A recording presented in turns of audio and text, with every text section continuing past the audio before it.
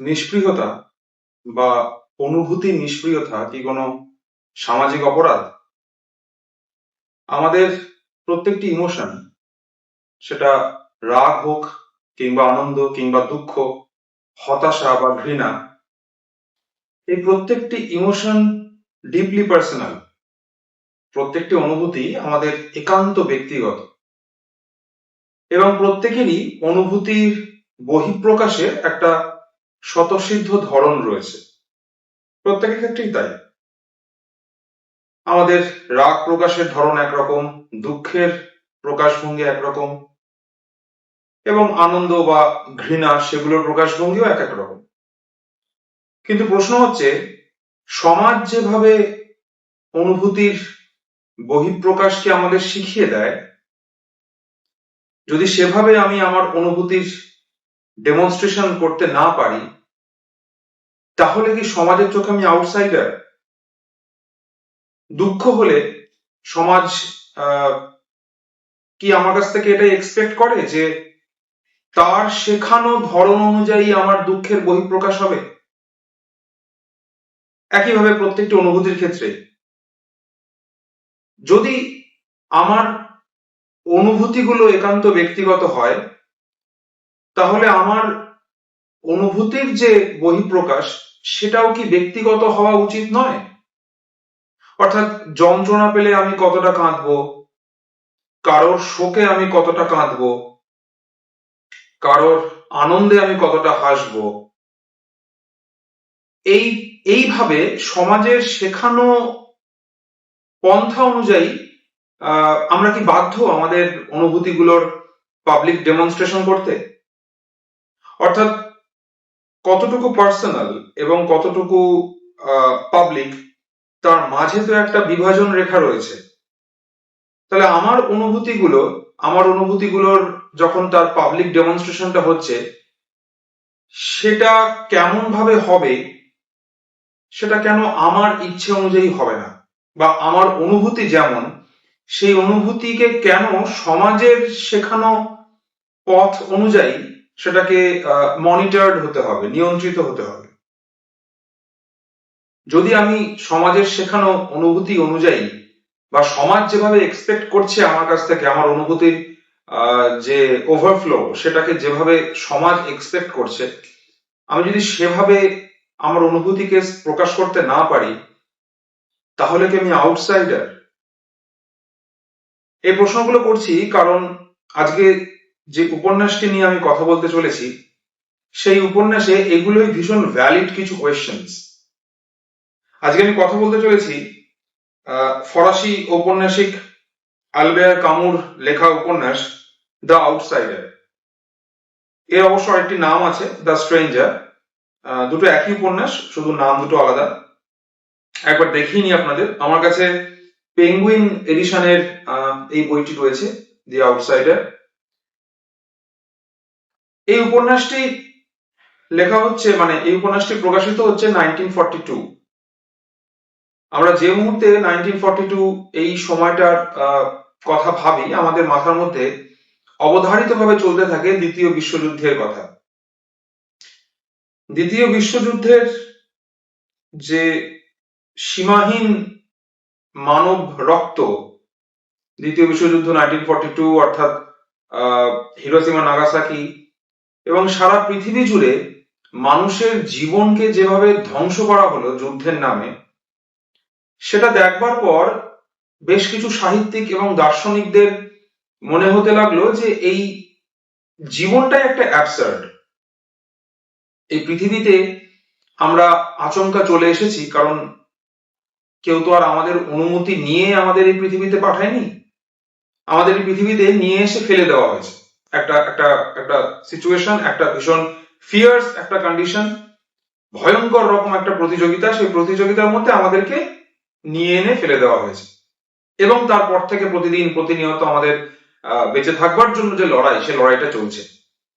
এবং এই যুদ্ধের ভয়াবহতার পর যেটা বলছিলাম, যে একদল সাহিত্যিক বা এবং দার্শনিকদের মনে হলো যে জীবনের আলাদা করে কোনো অর্থ খুঁজতে যাওয়ার কোনো প্রাসঙ্গিকতা নেই, বা জীবনের অর্থ সে অর্থে কিছু হয় না যেভাবে মানুষকে কাতারে কাতারে মানুষকে মেরে ফেলা হচ্ছে, সেখানে দাঁড়িয়ে জীবনের আলাদা করে কোনো অর্থ নেই। এই যে জীবন একটা অ্যাবসার্ড, জীবন ইন ইটসেলফ একটা অ্যাবসার্ড জিনিস, পৃথিবীর সঙ্গে, সমাজের সঙ্গে, আমার আশেপাশের মানুষের সঙ্গে কোনো সম্পর্ক খুঁজতে চাওয়ার একটা বোকামির নামান্তর। এই যে ফিলসফি, এই ভাবনা বা এই দর্শন, যেটাকে অ্যাবসার্ডিজম বলা হয় বা অ্যাবসার্ডিস্ট ফিলসফি যেটাকে বলা হচ্ছে, তার অন্যতম পথিকৃৎ হচ্ছেন আলবেয়ার কামু। আমরা জাপাল সার্ত্রের লেখাতেও এই একই জিনিস পাই, এক্সিস্টেনশিয়াল ক্রাইসিস। কিন্তু আজকে আমি কামুর আউটসাইডার এই উপন্যাসটি নিয়ে কথা বলতে চলেছি। এই উপন্যাসটির সঙ্গে যদি আরেকটি বিখ্যাত লেখা দ্য মিথ অফ সিসিফাস, এই উপন্যাসটিকে যদি দুটো একসাথে পড়া যায়, তাহলে কামুর অ্যাবসার্ডিজম যে ফিলসফি, সেটা বুঝতে আমাদের একটু সুবিধা হয় বা একটা কোরিলেট করা যায়। জীবনের যে আলাদা করে কোনো মানে হয় না, অর্থ খোঁজা যে মানে বোকামির নামান্তর, সেইটা খুব স্পষ্ট বোঝা যাচ্ছে এই উপন্যাসের শুরুর লাইনটায়। এবং একটা কথা আমার আগেই বলে নেওয়া উচিত ছিল যে ওয়ার্ল্ড লিটারেচারে সেরা যে ঔপন্যাসিকদের, মানে ওয়ার্ল্ড লিটারেচার নিয়ে যদি কখনো বলতে হয় বা কখনো আলোচনা করতে হয়, সেখানে যে কয়েকজন ঔপন্যাসিকের কথা না বললে আলোচনাটা অসম্পূর্ণ থাকে, তাদের মধ্যে একজন হচ্ছেন আলবেয়ার কামু। এবং এই উপন্যাসের ভবিতব্য কি হতে চলেছে এবং এটা যে অ্যাবসার্ডিজম ফিলসফির উপর দাঁড়িয়ে রয়েছে, সেটা একদম শুরুর লাইনেই আলবেয়ার কামু স্পষ্ট করে দিচ্ছেন। এই উপন্যাসের মূল চরিত্র, তার নাম মিরসল্ট। যদি আমি এখানে নায়ক শব্দটা ব্যবহার করছি না, ফার্স্ট পার্সন ন্যারেটিভে উপন্যাসটি লেখা হচ্ছে। সেখানে উপন্যাসের প্রথম লাইনটা হচ্ছে এরকম, বা প্রথম প্যারাগ্রাফটা আমি পড়ি। Mother died today, or maybe yesterday, I don't know. I had a telegram from the home. Mother passed away. Funeral tomorrow. Yours sincerely. That doesn't mean anything. It may have been yesterday. শুরু লাইনটা একবার লক্ষ্য করতে হবে। Mother died today, or maybe yesterday, I don't know. মিরসল্টের কাছে একটা Telegram এসছে, তার মায়ের মৃত্যু ঘটেছে। মিরসল্ট বলছে মা মারা গেছেন আজকে, অথবা হয়তো গতকাল, আমি ঠিক জানি না। উপন্যাসটির নাম কিন্তু আউটসাইডার, হ্যাঁ? এবং উপন্যাসের যে মূল চরিত্র মিরসল্ট, একদম প্রথম থেকে এই মিরসল্টের চারিত্রিক বৈশিষ্ট্য হচ্ছে তার ইনডিফারেন্স। শুরুতে যে কথাগুলো বলছিলাম, যে তার অনুভূতি প্রকাশের কোনো বারবারন্ত নেই, তার আবেগ বড্ড বেশি নিয়ন্ত্রিত। এবং সমাজ যেভাবে দুঃখ প্রকাশ করতে শেখায়, বা যে ধরনের দুঃখ প্রকাশকে সমাজ মান্যতা দেয়, মিরসল্টের মধ্যে একেবারেই সেটা নেই। সে মায়ের মৃত্যুতে খুব নিশ্চল, ভীষণভাবে নিষ্পৃহ। তার মনে হয়েছে যে, বা যেভাবে কামু এই চরিত্রটি আঁকছেন, যে মৃত্যু অত্যন্ত স্বাভাবিক একটি ঘটনা, এবং এখানে জীবন যতটা না স্বাভাবিক, মৃত্যু তার চেয়ে আরো বেশি স্বাভাবিক। জীবন একটা অ্যাক্সিডেন্ট, কিন্তু মৃত্যু ঘটবেই। ফলে যেটা অবশ্যম্ভাবী, সেটা নিয়ে দুঃখে বিচলিত হওয়ার কোনো মানে হয় না। অন্তত মিরসল্টের চারিত্রিক বৈশিষ্ট্য যদি আমরা বিশ্লেষণ করি, তাহলে এই কথাগুলোই বলতে হয়। মিরসল্টের কাছে খবর আসছে তার মায়ের মৃত্যুর। তার মা তার জীবনের শেষ কিছুদিন তিনি থাকতেন বৃদ্ধাশ্রমে। মিরসল্ট যাচ্ছে তার মায়ের ফানেরাল বা তার শেষকৃত্য পালন করবার জন্য। কিন্তু সেখানে গিয়ে সবাই লক্ষ্য করছে যে তার মায়ের মৃত্যুতে এই ছেলেটি কি আশ্চর্য রকম ভাবে অবিচল। এবং সবচেয়ে উল্লেখযোগ্য বিষয় হলো যে সেখানে গিয়ে সে একবারও তার মৃত মায়ের মুখ দেখবার চেষ্টা করে না, বা সে ইনফ্যাক্ট সে ডিনাই করে, সে অস্বীকার করে যে সে দেখতে চায় না, যে সে তার মৃত মায়ের মুখ যে শেষবারের জন্য দেখবে, সেটা সে রাজি হয় না। সে ইনফ্যাক্ট দেখেনি মায়ের মুখ। তার মৃত মাকে শেষবারের জন্য যে দেখা, সেটা সে দেখেনি, বরং সে ভীষণ স্বাভাবিক থাকে। সবার সাথে সে কথা বলে এবং সেখানে গিয়ে সে রীতিমতো একটা কফি মাগ নিয়ে বসে, সকলের সাথে কথা বলে, গল্প করে, কিছু বিজনেস, তার ব্যবসা ব্যাপারে কিছু আলোচনা করে। অর্থাৎ অত্যন্ত স্বাভাবিকভাবে সে মৃত্যুটাকে অ্যাকসেপ্ট করে। কোনো কান্নাকাটি নেই, কোনো ভেঙে পড়া নেই, কিচ্ছু নেই, আবেগের কোন রকম কোটানকোট মেলোড্রামা নেই। মিরসল্ট সম্ভবত জানতো না বা বুঝতে পারেনি যে এই নিষ্পৃহতা, সমাজের শেখানো পথে দুঃখ প্রকাশ করতে না পারা, তার জীবনে অভিশাপ হয়ে নামবে। কি অভিশাপ, সেটা পরে আলোচনায় আসছি। উপন্যাসের গল্প যখন এগোচ্ছে আমরা দেখতে পাচ্ছি যে মিরসল্টের যে বান্ধবী মারিয়া, মায়ের মৃত্যুর ঠিক পরের দিন মিরসল্ট তার বান্ধবীর সাথে বেড়াতে চলে যায়। তারা একটা রেস্তোরাঁয় গিয়ে খাওয়া দাওয়া করে এবং তারপর তারা দুজনে একটা সিনেমা দেখতে যায়। সেটাও কি সিনেমা? আদ্যপান্ত একটি কমেডি মুভি, অর্থাৎ হাসির সিনেমা। কাউন দেখাচ্ছেন যে একটি মানুষ, মিরসল্ট এক্ষেত্রে অনুভূতির ক্ষেত্রে সে কতটা নিষ্পৃহ, এবং সমাজ যেভাবে আমাদের মর্নিং শেখায়, আমাদের বিলাপ করতে শেখায়, মৃত্যু মানে আমাদের নিকট আত্মীয়ের বা আমাদের পরিবারের কারো মৃত্যু ঘটলে সমাজের শেখানো যে দুঃখ প্রকাশের রীতিগুলো আছে, মিরসল্ট একটা রীতিও মানছে না। সে তার অনুভূতির জায়গায় ভীষণভাবে অনেস্ট, মানে তার লোক দেখানো কোনো দুঃখের বাড়বাড়ন্ত নেই, নিষ্পৃহ, একেবারে সে নিষ্পৃহ, ইনডিফারেন্স। পুরো উপন্যাসের পুরো গল্পটা আমি বলছি না, সেটা করার প্রয়োজন নেই, আমার আলোচনার জন্য যেটুকু প্রয়োজন সেটুকু নিয়েই বলি। এরপর আমরা দেখতে থাকি যে মিরসল্ট তার স্বাভাবিক জীবনে ফিরে গেছে এবং জীবনের কোনো একটা সময় সে তার বান্ধবীর কাছ থেকে বিয়ের প্রস্তাব পায়।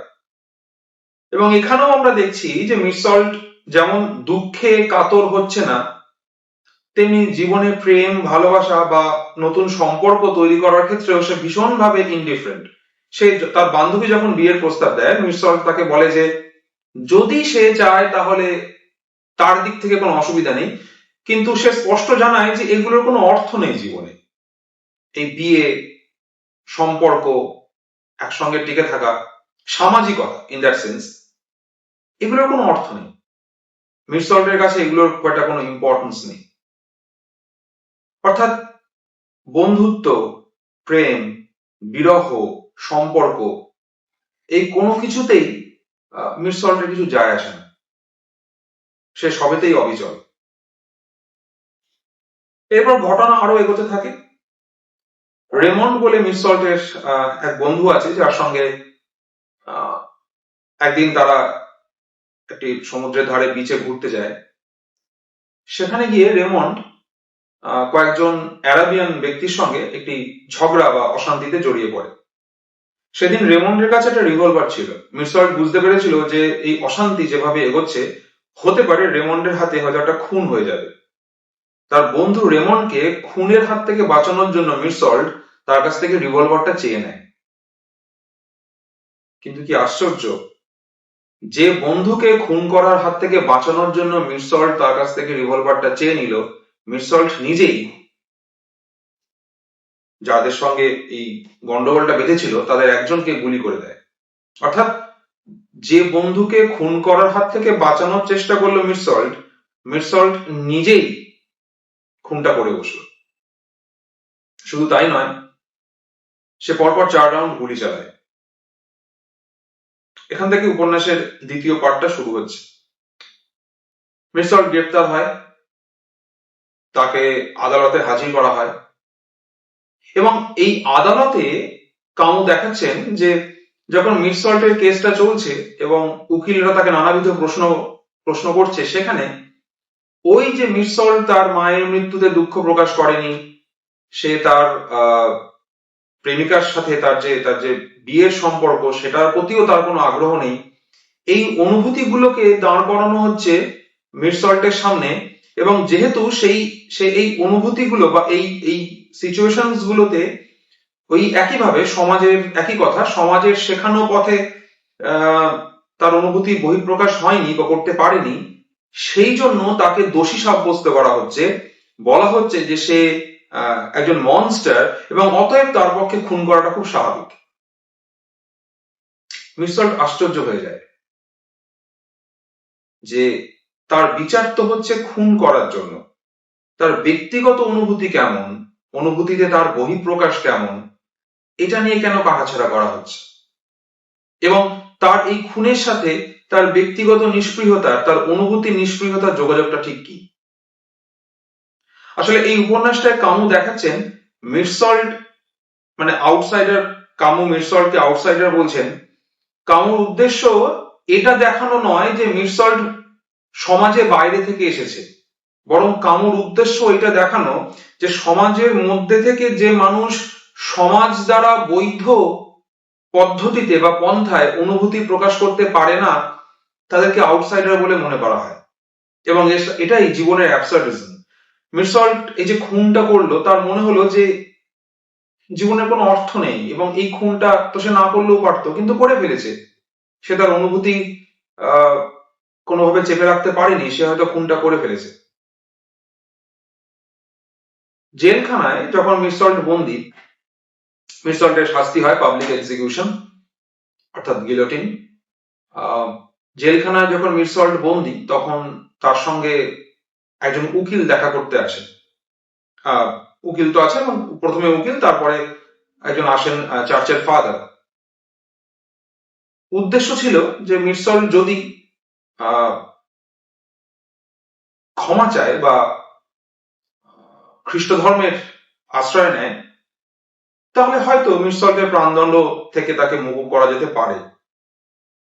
কিন্তু দেখা গেল এখানেও, এক্ষেত্রেও ধর্ম নিয়েও মিরসল্টের কোনো আবেগ নেই এবং সে ঈশ্বর মানতে নারাজ।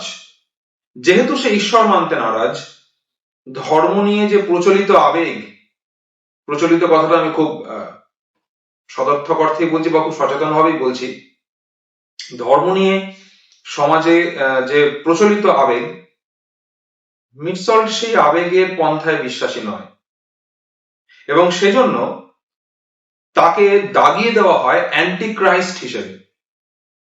মানে যেহেতু সমাজ যে ধর্ম চাবাতে চাইছে, মিরসল্ট যেহেতু সেই ধর্ম গ্রহণ করতে নারাজ, তাই জন্য তাকে সরাসরি অ্যান্টি ক্রাইস্ট বলে দেওয়া হলো এবং অর্থাৎ খ্রিস্ট ধর্মের বিরোধী বলে দেওয়া হলো। এবং এক্ষেত্রেও কামু দেখাচ্ছেন যে এটাও জীবনে একটা ভীষণ একটা অর্থহীন ফেজ। ধর্ম, সমাজ, রাজনীতি, এই কোনো কিছুর সাথেই নিজের জীবনের মানে খুঁজতে যাওয়ার কোনো অর্থ নেই, এবং এটাই কামুর অ্যাবসার্ডিজম, কামুর ফিলসফি অফ অ্যাবসার্ডিজম, যেটা এই উপন্যাসের প্রতি ছত্রে রয়েছে। জেলখানায় মিরসল্ট উপলব্ধি করে যে তার প্রধান ভুল হলো এই জেলখানায় বসে সে একজন যুক্তিবাদী মানুষের মতো ভাববার চেষ্টা করেছে এবং একজন স্বাধীন মানুষের মতো ভাববার চেষ্টা করছে। কারণ রাষ্ট্র শাস্তি দেওয়ার নামে প্রথম যে কাজটা করে সেটা হলো স্বাধীনভাবে ভাবনার ক্ষমতাটাকে কেড়ে নেয়। এই জেলখানায় মিরসল্টের জীবনের যে স্বাভাবিক চাহিদাগুলো, সেই চাহিদাগুলো পূরণ করতে দেওয়া হয় না, কারণ এটাই তার শাস্তি। মিরসল্ট বুঝতে পারেনি যে এই যে তার তার যে প্রাত্যহিক চাহিদাগুলো রয়েছে, জীবনের যে চাহিদাগুলো, স্বাভাবিক যে অকৃত্রিম চাহিদাগুলো রয়েছে, রাষ্ট্র এই চাহিদাগুলো পূরণ করতে দিচ্ছে না, কারণ এটাই তার পানিশমেন্ট। রাষ্ট্র তাকে মার্ক করেছে একজন মনস্টার হিসেবে যে মায়ের মৃত্যুতে কাঁদেনি, অতএব রাষ্ট্র তাকে চিহ্নিত করেছে একজন ঘৃণ্য অপরাধী হিসেবে যে মায়ের মৃত মুখ দেখতে চায়নি। বিচারে মিরসল্টের এক্সিকিউশন হয় এবং একদম শেষের দিকের জায়গাটা একটু পড়ি।